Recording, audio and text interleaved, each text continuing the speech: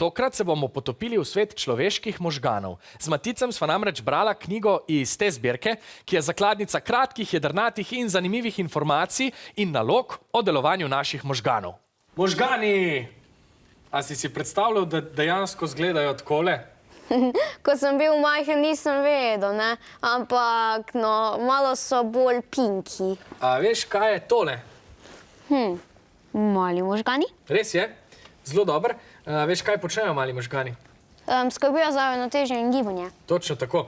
Tukaj bi bila amigdala, to je žleza, ki je povezana s čustvi, s čustvenim odzivanjem. A poznaš še kakšen del možganov? Veliki možgani. Pa res, veliki možgani. In naprimer, če imamo tumor na nekje, ne, to spremeni, ne?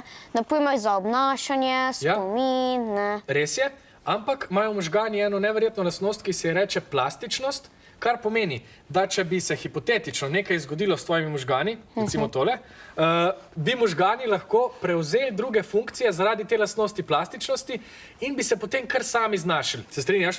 Ja. Jaz tudi. Kaj ti je bilo najbolj zanimivo v tej knjigi? Se česa izrazito spomniš? Iluzij. Iluzij? Ja, ker so mi zelo všeč, ne. In tudi, naprimer, naši možgani se kar zmedajo, ne. Kar nekaj naredijo, dokončajo, ne. Kar nekaj naredijo, kar v resnici ni, ne. Zelo je zanimivo meni. Veš, kaj se z našimi možgani zgodi, ko naletijo na takšne iluzije?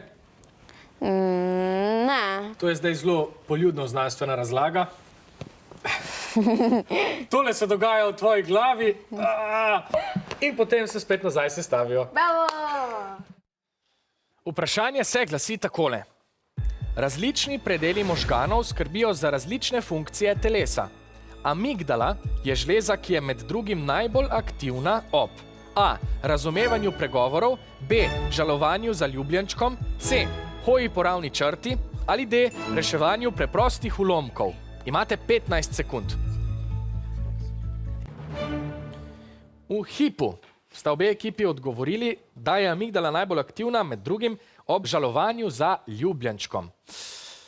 Ja, amigdala je povezana s čustvenim odzivanjem. Pravilen je odgovor B.